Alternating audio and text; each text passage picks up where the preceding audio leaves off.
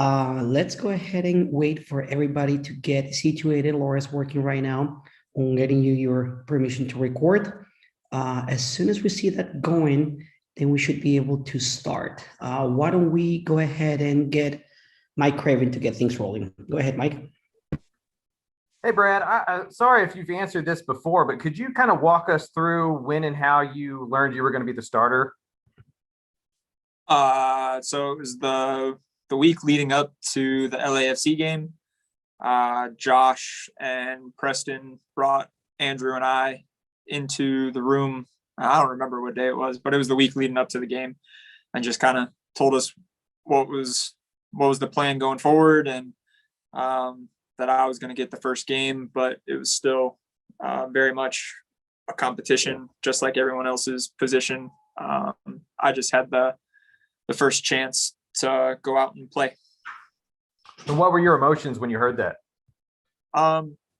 It was very difficult for me to contain my excitement. I've been, this is my 9th year as a pro. I was very excited to finally get an opportunity to get the nod on the first game day. But it was very justifying just because I've worked so hard for so long, and it was awesome. Thank you, Mike. Ben, go ahead. Hi, Brad, how's it going? What's going on? So the team has conceded just 8 goals in 7 games, which is pretty good, but you've also conceded, a lot of chances, which you've had to come up with a lot of big saves. How would you evaluate the defensive performance overall so far? I think we've gotten better every game. I think as a collective group, we've defended well, and every game we've gotten stronger. I think the chances that we've been giving up lately have been a little easier to contain and a little different than what we were dealing with at the very beginning. I mean, we're still going to give up chances on counterattacks just based on how we play and how we want to build up out of the back, and we want to make the field big. But I think as a defensive unit, I think it's been pretty good, pretty solid. Thanks. Thank you, Ben. Jeff Barker, go ahead. Hey, Brad. There's obviously just been, so much hype, so much excitement around this team with it being the first season. And then now you guys, you have another game to play, and then you finally get to come back home and play in front of the home fans. But just with some of the younger guys, and then you being a guy that has some MLS experience, what do you tell those guys when you guys get in a rut like this about, just kind of keeping their head in the right spot, and that they're, you guys have only played 7 games. There's still another 27 games to go. Yeah, I wouldn't even say we're in a rut right now. I mean, at the beginning of the year, when you look at MLS as a whole, when you look at away games, it's extremely difficult to take points away from home, regardless of this season, regardless of how new your team is. I think on average, it's under 1 point per game on the road in MLS in previous years. So if you average 1 point a game on the road, you're doing things well. So I think for me to have 2 wins early on, I think everyone kind of jumped their expectations and were like, oh, Austin FC is going to go undefeated away from home. And that's not the reality. We got 2 really good results away from home, and then we hit some opponents that hit us in the face a little bit, and we didn't give our best performances. But it's just about going out every week and doing what we need to do, and the results will take care of themselves. Thanks, man. Thank you, Jeff. Mike Craven, followed by Jay Garcia. Hey, Brad, you talked a little bit about your journey to Austin FC, and was there a low moment or a moment where maybe you doubted that something like this would ever happen for you? Yeah, I mean, there were plenty of times where, there were a lot of expansion teams while I've been in the MLS, and I think I tried to go to every single one of them because it's a chance to go in and prove yourself and become a starter. There were times where we would reach out to teams that were switching goalkeepers, and we'll see if they needed any support or if they wanted to give me a chance. And we've gotten emails that say, no, not interested. And no, we don't think he fits here. So, it does get frustrating the amount of time you go without playing games, but I was lucky enough to have people around me that knew my worth and would keep pushing me and just keep believing in me and trust that this day would come. Thank you so much. Go ahead, Jake, followed by Jorge Iturralde. Hey, Brad. You guys controlled most of the game last time against Kansas City until the red card. What's your sense of just the level of hunger from the guys in this week of practice, knowing that, you know, maybe this is a team that you guys should have beaten the first time and wanting to prove this week that it's definitely a winnable match? Yeah, we have a sour taste in our mouth from last time. Regardless of the red card, we did control a lot of the game, and we still tried to play out even when we were down to 10 men. I think we want a little bit of revenge. We want to go in and we want to prove that the way we played would have beat them the first time. So it's more so like our mentality is, okay, if we didn't go down a man, would we have still won that game? This is kind of our statement game where we want to go in. We kind of know what they're about. They're on a really good streak right now, and they are in second in the West. So they're on a nice little run. Can we go in there like we did in Seattle and show up and do what we need to do to prove that we should have won the first game and we can win this one? Jorge Iturralde, go ahead. Hi, Brad. Well, it seems like all the changes on the field.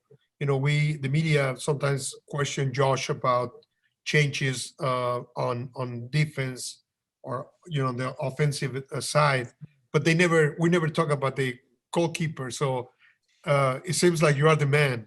Do you feel more confident having that position and be the man in the position? I feel like I've grown in confidence every game that I've played. Obviously, getting a run of games does wonders for your confidence, and you start feeling more in control. You get up to speed with some of the things that only happen in games. In training, you don't see the game reps as much. I mean, I'm feeling confident, I'm feeling good, but at the end of the day, you still have to go out and put performances on the field, and that's a group effort.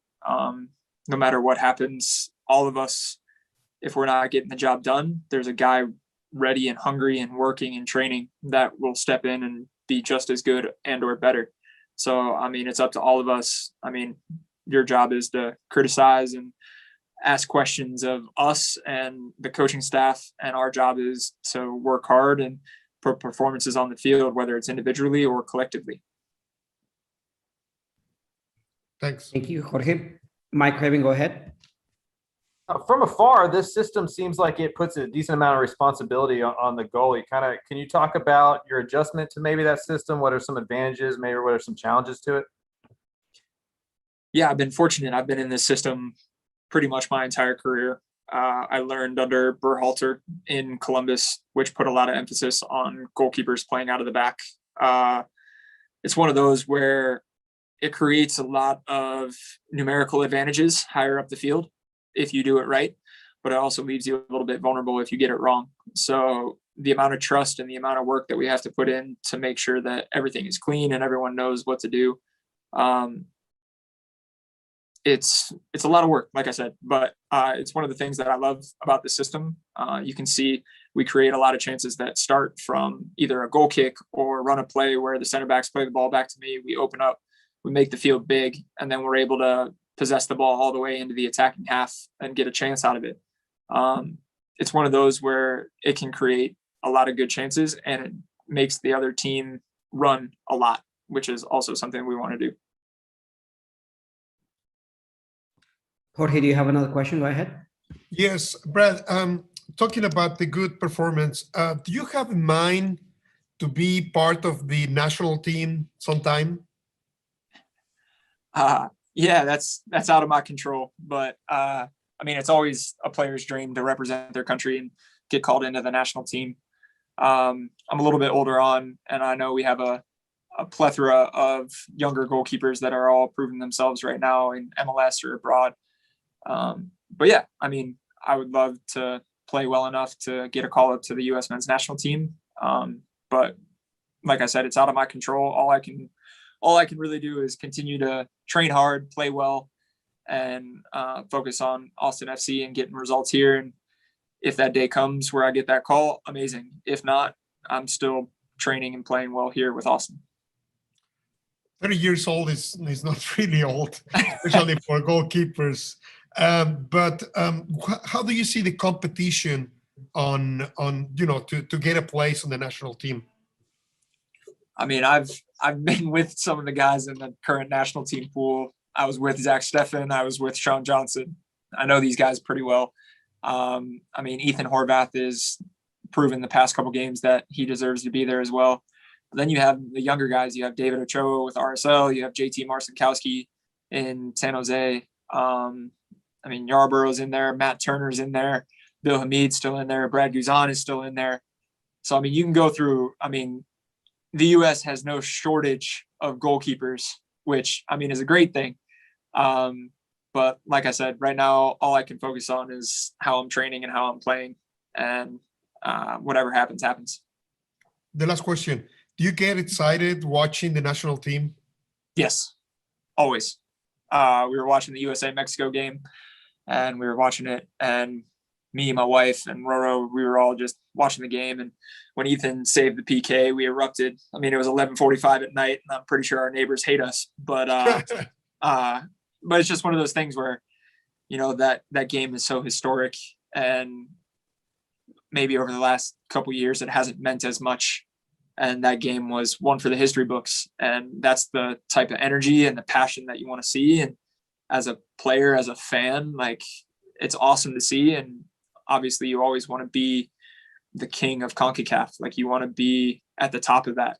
And right now, like, beating Mexico, that's how you do it.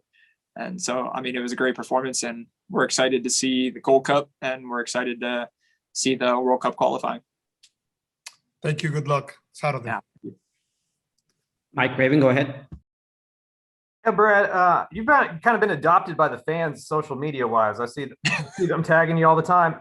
How would you describe the support in Austin with this fan base to people that maybe not as familiar with it? Amazing. I mean, just one word. This group of fans has been so welcoming to all of us players and staff.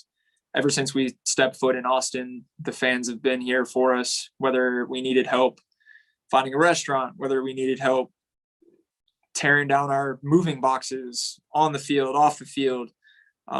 They've been there through it all, and they've been truly accessible to all of us. Every away game, we see jerseys in the stands. We see them as we pull up with the bus.